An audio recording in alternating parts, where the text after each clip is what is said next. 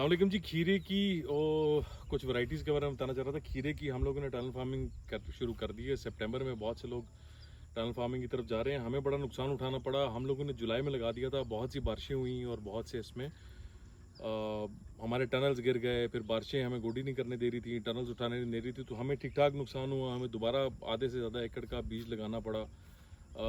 3 एकड़ के ऊपर अब हमारा जो है खीरा लगा हुआ है, जिसमें हमने 3 वैरायटियाँ लगाई हैं। इसमें पहली वैरायटी जो है वो याला है, दूसरी जो है वो पार्लक की हम लोगों ने 2111 लगाई है, और तीसरी जो है वो पार्लक की ब्लू लीफ के नाम से है, जिसकी साइड वाली शूट्स जो हैं वो आपको काटनी नहीं पड़ती हैं। खीरे की टनल फार्मिंग अगर आप सितंबर में अभी भी लगा लेते हैं तो मुझे लगता है कि अच्छा फ़ायदा होगा। अगर आपको 1000 रुपये रेट नहीं भी मिलता, 300 रुपये भी रेट मिलता है, तो 1 एकड़ से आप आराम से 400, 300, 350, 400, 500 तक शॉपर निकाल सकते हैं। सो अगर आप उसका हिसाब लगा रहे हैं तो ठीक ठाक शॉपर्स बन जाते हैं। अभी लगाना है तो आपको एंटी इंसेक्ट नेट के अंदर लगाना होगा, उसके बगैर खीरे का गुजारा नहीं है।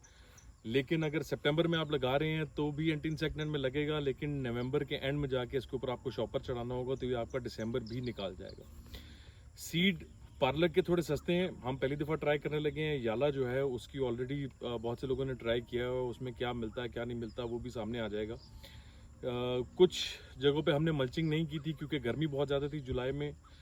अभी 1 एकड़ के ऊपर हमने मल्चिंग की है। उसका नुकसान ये है मल्चिंग का इस मौसम में कि जहाँ जहाँ उसको वो हल्का सा भी टच करता है तो उसको डैम्पिंग ऑफ या उसको रूट जो है उसकी वो जलना शुरू हो जाती है। सो अगर आप मल्चिंग के बगैर चल सकते हैं अभी भी तो बेहतर है। अगर आप सितंबर की फर्स्ट वीक में जाके लगा रहे हैं तो फिर आप उसको मल्चिंग कर लें तो ज़्यादा बेहतर है, क्योंकि इस मौसम में गोडियाँ कराना, लेबर की कॉस्ट बहुत ज़्यादा हो जाती है। हमने भी ठीक ठाक खर्चा कमाने से पहले ही इसके ऊपर हम लोगों ने कर लिया। अच्छा, इसमें 2-3 मेजर बीमारियां आती हैं जिसका मैं बताना चाह रहा था इस मौसम में, जो हमें भी बड़ा तंग की है। पहली तो डैम्पिंग ऑफ है, उसके 2 ही स्प्रे। एक जो एहतियातन आप कर सकते हैं, आप ज़मीन में उसको मिक्स कर दें एलियट को, और दूसरा ये है कि आप अगर वो बीमारी आ गई तो आप टॉप्सिन एम का स्प्रे करें। हम इसमें मैनकोजेब मेटाजिल का भी करते रहे, लेकिन उसने हमारे और पत्ते जला दिए थे। बेस्ट स्प्रे इसको बचाने के लिए एलियट और टॉप्सिन एम ही है। पनीरी हम लोगों ने लगाई थी। अगर शिफ्टिंग करेंगे तो तब भी डैम्पिंग ऑफ आएगा। सो शिफ्ट करने के साथ आइदर आप इसको ड्रिप से या पानी के थ्रू इसको एलियट दे दें और टॉप्सिन एम का 3-4 दिन के बाद स्प्रे कर दें, या एलियट का स्प्रे कर दें। ड्रेंच करेंगे तो ज़्यादा बेहतर है।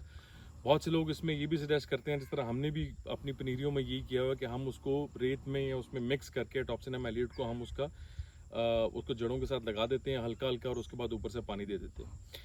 खीरा 35 दिन के अंदर प्रोडक्शन देता है। अभी हमारे ठीक ठाक फूल लग चुके हैं। इंशाल्लाह पहली पिकिंग जो मुझे लग रहा है हफ्ते के अंदर होगी। सिर्फ हम इसको फर्टिलाइज़र नहीं दे पा रहे हैं क्योंकि ज़मीन अभी भी बहुत ज़्यादा गीली है, जिसकी वजह से हमारा उसकी गलाव का इशू आ रहा है। खीरा अगर आप 1 एकड़ में लगाते हैं तो इसमें अगर आपको कोई इन्फॉर्मेशन चाहिए, क्या स्प्रे प्लान होना चाहिए इस मौसम में, क्या फर्टिलाइज़र होनी चाहिए, क्योंकि हमारा चौथा साल है सिर्फ खीरे का। सो इसमें हम आपको बड़ी डिटेल में गाइड कर सकते हैं। आप हमें व्हाट्सएप के ऊपर रब्ता कर सकते हैं, कमेंट कर दें, सो हम उसका जवाब आपको दे देंगे।